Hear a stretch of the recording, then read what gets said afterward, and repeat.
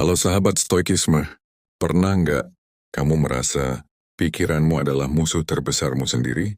Bukan orang lain, bukan keadaan, tapi suara di dalam kepala yang terus bicara tanpa henti. Suara yang mengingatkan kesalahan masa lalu, suara yang menakut-nakuti masa depan, dan suara yang membuatmu ragu, bahkan untuk melangkah hari ini. Kita hidup, tapi seringkali bukan kita yang mengendalikan hidup itu. Pikiran kita liar, tidak terarah, dan tanpa sadar, kita membiarkannya menguasai segalanya. Hari ini, kita tidak akan membahas bagaimana mengubah dunia, tapi sesuatu yang jauh lebih penting, bagaimana menguatkan pikiranmu sendiri. Karena dalam filosofi stoik, hidup yang kuat selalu dimulai dari pikiran yang kuat. Ada 8 pembelajaran yang harus kamu ketahui. Yang pertama, kamu tidak harus percaya semua pikiranmu. Ada satu kesalahan besar yang hampir semua orang lakukan. Mereka percaya bahwa semua yang mereka pikirkan adalah kebenaran. Padahal, tidak. Pikiran itu seperti awan, datang, dan pergi. Tapi kita sering memperlakukannya seperti fakta. Kamu nggak cukup baik. Hidupmu gagal. Masa depanmu suram. Kalimat-kalimat itu muncul, dan kita langsung mempercayainya, tanpa bertanya, ini benar, atau hanya pikiran lewat. Orang yang kuat secara mental, bukan orang yang tidak punya pikiran negatif, tapi orang yang bisa berkata, aku mendengar pikiran ini, tapi aku tidak harus mempercayainya. Dan disitulah kebebasan pertama dimulai. Yang kedua, kendalikan apa yang bisa kamu kendalikan. Stoik mengajarkan satu hal yang sederhana, tapi mengubah hidup. Ada hal yang bisa kamu kendalikan, dan ada yang tidak yang bisa kamu kendalikan. Pikiranmu, sikapmu, tindakanmu, yang tidak bisa. Pendapat orang, masa lalu, kejadian tak terduga, masalahnya. Kita sering menghabiskan energi untuk hal yang tidak bisa kita kendalikan. Kita ingin semua orang menyukai kita. Kita ingin masa lalu berubah. Kita ingin hidup selalu berjalan sesuai rencana. Dan ketika itu tidak terjadi, kita hancur. Pikiran yang kuat adalah pikiran yang tahu batas. Dia tidak memaksa dunia untuk berubah. Dia memilih untuk menguasai dirinya sendiri.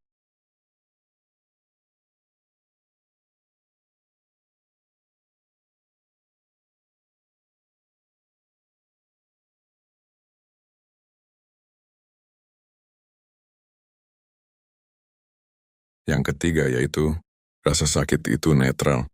Pikiranmu yang memberi makna. Dikecewakan, itu menyakitkan.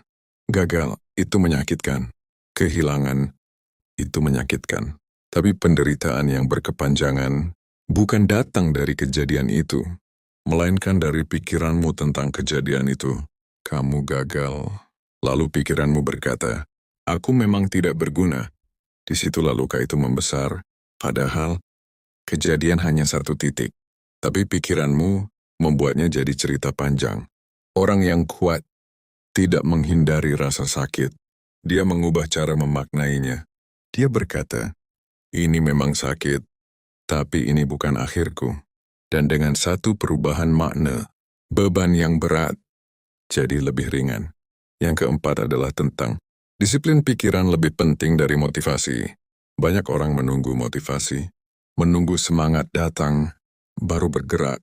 Tapi Stoik tidak percaya itu, karena motivasi tidak stabil. Hari ini kamu semangat, besok hilang. Hari ini kamu yakin, besok ragu. Kalau hidupmu bergantung pada motivasi, kamu akan selalu goyah. Yang kamu butuhkan adalah disiplin pikiran, melakukan yang benar, bahkan ketika kamu tidak ingin melakukannya. Bangun walaupun malas, berjalan walaupun takut, tetap tenang. Walaupun emosi, karena kekuatan mental dibangun bukan saat kamu kuat, tapi saat kamu tetap bergerak meski kamu lemah. Dan yang kelima adalah tentang jangan terlalu terikat pada hasil.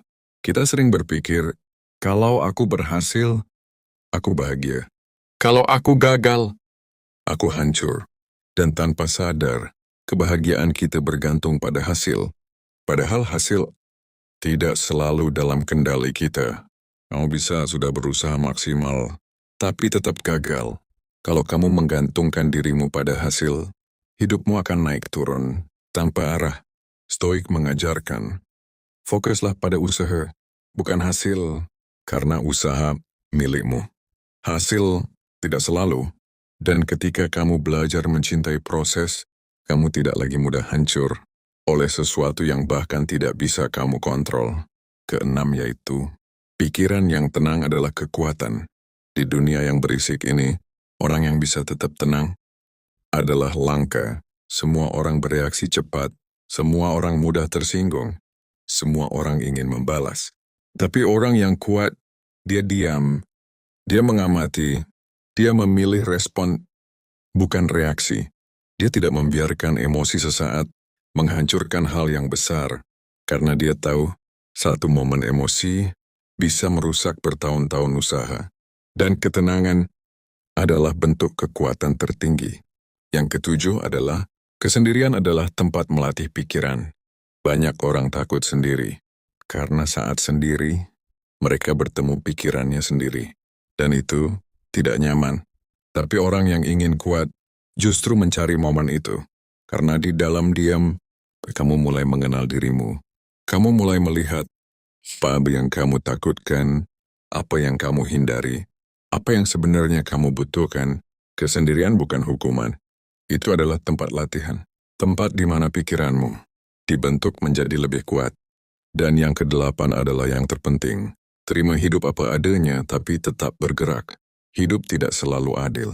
Dan semakin cepat kamu menerima itu, semakin cepat kamu tenang. Bukan berarti menyerah, tapi berhenti melawan kenyataan. Karena melawan kenyataan hanya membuatmu lelah. Terimalah apa yang terjadi. Lalu tanyakan, apa yang bisa aku lakukan sekarang? Itulah cara orang kuat hidup. Bukan mengeluh tentang keadaan, tapi bergerak di dalamnya. Pada akhirnya, hidup ini bukan tentang siapa yang paling kuat secara fisik, bukan tentang siapa yang paling beruntung, tapi tentang siapa yang mampu mengendalikan pikirannya sendiri. Karena dari pikiran, semua hal lahir, keputusan, tindakan, bahkan arah hidupmu. Dan mungkin kamu tidak bisa mengontrol apa yang sudah terjadi.